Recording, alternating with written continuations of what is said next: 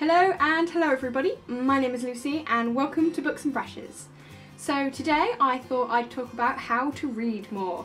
We all want to read more because so many books, so little time. So how do you get in more reading? And that's the list I'm going to go through today. Just a few short tips on how to get in more reading into your life. Now I want to preface this with, I don't mean like required reading in like school or work or college or anything like that. This is reading for fun. This is booktubery goals of wanting to get as many books read as you can, to shorten your TBR and to just find more time to read. So without any further ado, let's not waste time and let's get into the list. Number 1, always have a book on you. You cannot read if you don't have a book. Simple logic. If you always have a book on you, you always have opportunities to read. You can carve out time anywhere, anytime, if you have a book. So always be carrying one. Doesn't matter if it's a physical book, a Kindle book, an audio book. Doesn't matter what the hell it is. As long as you have it on you, then you can be reading whenever you like. That brings me on to tip number 2. Carve out small individual moments to read. Now what I mean here is, like I said, if you have a book on you all the time, you can be reading anywhere. So you're waiting for your friend at a cafe and she's stuck in traffic? Read. You're on a bus? Read. You're at the doctor's office and have to wait for your name to be called? Read. You get to work early? Read. If you have a book and you have moments to spare, you can always be reading. Now the question comes with this one. I don't want to read a story and then have to be pulled out at any second. Say you're waiting for someone and you don't want to start reading because what if you get to a good exciting bit and you're invested and you're in public and you have to be pulled out of the story, and you're right, that is annoying and that is not what you should do. I like reading in private, I like reading in my bed, I like having time and space and just being absorbed in. So how do I read in small spare moments in public when I could be pulled out at any moment? The answer to that is rereading. Now, as booktuberness, I have found recently that I've been only reading new books, you know, wanting to down that TBR and read all the new books ever, but I've lacked in the rereading. And I used to reread all the time, and nowadays I don't reread as much because I have so many new books to read. But this is where you can get all your rereading done. So when you're out and about, you can reread your favourite books. And if you do get pulled away from the story, it doesn't matter as much because you've already read it. You know what happens. So I like to reread books, especially that I've reread a million times. So my favourite books, Harry Potter, Unwind, you can always be reading. And even if you read 5 sentences, it'll make you smile, you'll progress in the book, and it will surprise you how those small little bits of reading will add up. I have been rereading Unwind series, my favourite, on Kindle for a little while, and I have read it in these small spare moments. And I finished the series recently, yesterday, just from rereading in my car when I get to work and I'm a bit early, or when I'm waiting for someone, or I'm on the bus. And I finished this whole series, so that really adds to your numbers, especially if you're someone who really cares about numbers. I know you shouldn't, but I know you do. This is one way to really get in those reading because it adds up, it all adds up, that's all I'm saying. Plus, it gives you an excuse to reread books instead of reading new books all the time. I find it has a nice balance. This also kind of brings me on to number 3, travel is your friend. So, when you're travelling on the bus, the train, on your bike, in your car, wherever, however you travel, you can be reading. Now, you're laughing. Lucy, I drive to work every day. I can't read in my car. I'd crash. Audiobooks. There is no excuses, people, and travel is the best way to read. I use the bus all the time, and I'm constantly reading on the bus. You can get so much reading done just through travelling. When I was in college, I used to read only pretty much on the bus. I was busy, I was always doing coursework, I could rarely find time to read. But I couldn't do coursework on the bus, I could read. So I did basically all my reading on public transport, and that's a great way to carve out those small spare moments. But you have a little bit of time because you probably know how long your journey is, you know you can probably squeeze in a chapter, and once you get to the end, don't start a new one because you know that you won't get to the end. It's a great way to get in that reading. This brings me on to number 4, Kindle. Kindle is quick. Like I said before, Kindle's great because you can take it anywhere, you can read anywhere with your Kindle. But another advantage of Kindle is fast. Now, reading is reading, right? You read at whatever speed you read. No, you're wrong. Kindle is faster than physical reading. And this is probably because when you're reading a physical book, you have to turn the pages, sometimes you have to readjust when you're holding it funny. With a Kindle, you just flick and you're on to the next page, and for some reason this just makes it quicker. Now, yeah, flicking and turning a page only takes like a second, but if you do that with every page and it's a 500-page book, you see what I'm saying, that's a few minutes less. And I know that sounds really stupid, but it's true. You'll find if you read Kindle books, you will get through books faster than if you read physical books. So that's another way. If you really need to get that reading in and you just need to quicken it up without actually rushing, Kindle is the perfect way to go. Which brings me on to number 5, audiobooks. Again, you can read them anywhere, anytime. But before we get to that, let's talk about the speed. Because with audiobooks, you can up the speed. That's a great way to getting reading fast. I have seen people and heard people and myself have read books so much quicker because you're listening to it and you sped it up a bit. So much quicker than trying to read it super fast. Now again, doesn't mean you have to rush. If it's too fast, don't just let it go. Like, actually get it on a speed where you can take it in. But whatever speed is fast as you can go, that you can still understand it and absorb what's going on. That's the perfect speed. And if you're in a bit of a bind, in a bit of a pinch and you need to speed it up, you can. So audiobooks are great because you can control the speed and you know how long it will take. Audiobooks usually give you a time on how many hours you have left in the book. So again, you know where to stop, where to start, and you have the speed under your control. Number 6, read during productivity and multitask.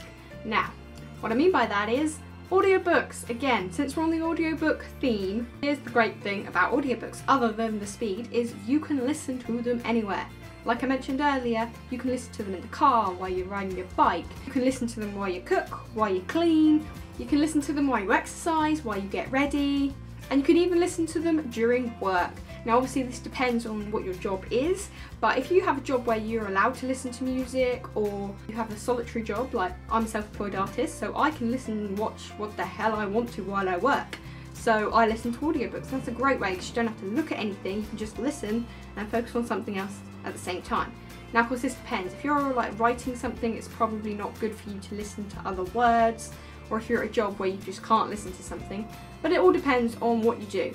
If you're a student, again, it depends. You could listen while you're studying, but it might distract you, so it does depend. But a lot of people could read while they work, and that's really cool. And even if you can't, you could still get loads of reading done. Imagine if you read when you cooked, cleaned, and got ready in the morning. How much reading time would you get in time where you normally wouldn't get to read at all? That's a lot more reading time. Say you have another hobby you like to do as well. Say like sewing or drawing or anything like that, that you don't need to listen, you don't really need like brain memory for, then you can be listening to audiobooks at the same time. So really multitask, guys. Like if you're reading and doing something else, you can get in so much more reading during the day, and you'd be amazed at how much more you can get in. Number 7, you'll hear this one a lot, but make time for it and make a habit. It's true that we make time for the things we want to make time for. That is true. So if you want to read, you will. You will find a time during the day. Even if you're super busy, you will find a time. So my favourite time to read is before I go to bed. So I usually have like an hour or 2 before I sleep where I read. As I said before, I've done a lot of reading on public transport and in the early bit before I get to work, because I usually get places early, so I have a little bit of time to read there. Find a time for you. Maybe you like getting up an hour early in the morning to read. Maybe you like reading on your hour lunch break. Doesn't matter what it is, just find a time and you can always read in that time. And then even if you don't get to read on public transport, or you don't find time to read in those spare moments, you still have those solid chunks where you pretty much read every single day. And it's a habit then, and when you don't do it, it feels weird. It's like if you're not reading, if you haven't read that night, it's a bit strange. It's out of the normal, and you could do it once or twice in the month, but if you did it often, that wouldn't feel right. That's a great way to do it because you can get in these big chunks of uninterrupted reading, and that's the main chunk of your reading life. Number 8, set goals and make it a game. Now this is kind of what we do here on BookTube. Probably the casual reader not so much, but if you like your Goodreads account, if you have like a record list of how many books you read, I do 30 so far, you like to record, if you like those numbers to be high, it's fun. Like, make it a game, make it every time you read a book, that's an achievement, you know, every time you read a chapter or a paragraph or a sentence, that's an achievement. So make it fun, make it a game, but do not stress over it. Now that's the line I think that we all tread, and we play with the line. Yeah, make goals and try really hard to set them, but do not stress and freak and be upset if you do not, because reading is supposed to be fun. At the end of the day, this is all supposed to be fun, and if you're stressing over the fact you haven't reached your super high goal, what was the point? Set your goals nice and realistic, set them not super easy but not super hard, realistic, and try and complete them and be super happy when you do. But if you don't, be like, oh, that's annoying, I'll do it next time. I did have a really busy month, but this month I do know I got a lot of work done. You know, maybe you didn't reach your goal, but hopefully you achieved something else, and if not, then you liked watching all that Netflix, that's fine, cool with you. You chose what you wanted to choose, and that's okay. So set goals, make it a game, but don't stress over it, and try really, really hard to remember that. Number 9, practice. It is true, practice makes perfect, and the more you read, the quicker you will be. That's the way it is. So when you first start reading, you won't be as quick as everyone else. That's just fact. But the more you read, the quicker you will be at reading, and then you'll just get faster and faster, and that's really cool. Like, I know I'm faster than I used to be, and it's fun watching like my friends and family I've got into reading, you know, seeing their progression, seeing them start off super slow and get faster and faster and faster, and that's really cool. And that's not forcing them to read faster, that's not them trying to skim it or rush, that's just their natural speed that gets faster, and that's really cool. Like I said earlier, you do get faster and faster the more you read, but you're not always going to be the fastest reader. It's just the way it is. Even if you're super practiced, you read all the time, that will probably be your reading speed now, and you cannot make it faster than it is. It's annoying when you're not the quickest reader ever, because you see people like, oh, you've read like a book every day? Ugh, I read a book a week, you know, and that's really annoying, and you look at you and think, oh, I'm just not as fast, I could get so much more done. But that's just not productive, and again, you wouldn't enjoy the story when you're forcing yourself. Tip number 10, push yourself to read, but don't force yourself to read. Now, you may think, what's the difference? Here is the difference. Push yourself to read. Sometimes you're not in the mood, you're kind of tired, you just want to scroll through YouTube or watch Netflix or do something there's no effort. But do push yourself, you know, do try and pick up that book and just, you know, sometimes you're just being lazy, sometimes you just have to pick up the book, and once you start reading, whoosh, you're off and you love it, and if you're a book lover, you'll just enjoy it. But don't force yourself to read. Now, if you're reading and it's like torture every word and it's like pushing a boulder uphill, then you're forcing yourself. So that's a good way you can tell if you're forcing yourself rather than pushing yourself. Pushing yourself means making yourself pick up the book. Forcing yourself is reading it even though you're having the worst time. There is a difference. Push yourself. You know, sometimes you are just being lazy and you need to pick up that book, and once you do, you love it. You know, like sometimes how you just had such a long day at work and you can't be bothered to go out, but you've promised your mate you'd go and see them and have some drinks, and you just cannot be bothered and you just want to crawl into bed and cancel all your plans. But once you get there, you have the time of your life, your upbeat energy, you just have to push yourself to go. It's kind of like that with reading. So pick up the book, give it a try, you know, start to read, and if it isn't working, then it isn't working. Put it down, do something with less effort. But give it a try first. So push yourself, but do not force yourself. So now we've talked about how to read faster. Those are just a few tips, but before I finish this video, I want to go back and backtrack on a lot of things I've said in the way that, yes, read more, find more time to read. But here are some of the don'ts for me, like some of the advice or tips you may try and give yourself or others may give you that I just don't agree with. Skim reading, for example. Do not rush. Do not, set a timer on your phone and try and get a chapter done. If you're seriously rushing and skimming, you're not going to enjoy the story. You're not going to really absorb and fall in and have a magical experience. It's not going to happen, and it's going to be a chore. It's going to be something you have to do like work, and it's not going to be fun. And the whole point of reading for fun is that it's fun. So if you find yourself with really high, numbers and goals, but you're not enjoying it, who's the winner? It's not you. Don't rush. That's a tip. Yes, read quickly. Yes, read in those spare moments. But if you'll notice, all of my tips, none of them mentioned rushing. None of them. The only one that was maybe the audiobook speed, but even then I said, do not put it on a speed where you cannot take it in, because there's no point then. You might as well not read the book at all. Just silly to try and force yourself to read as quick as humanly possible. And we all read at different speeds, that's the point. There is a natural balance, and everyone will have a different one, everyone will find a different way. But enjoy it, carve out those habit times and read on public transport, but don't do anything you do not want to do, and do not force yourself to read, because then it's no longer fun.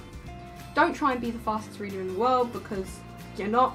I want to be like Spencer Reid from Criminal Minds and just seriously dreams, but I can't. That's not who I am, that's not what I do. And I read at my pace and I enjoy the books, and that's the most important part. You can have the best Goodreads number on the planet, but if you're not taking in the story or truly enjoying them, then you're not winning. These are the tips on how you can read more and how you can read faster, but not how you can stop enjoying it.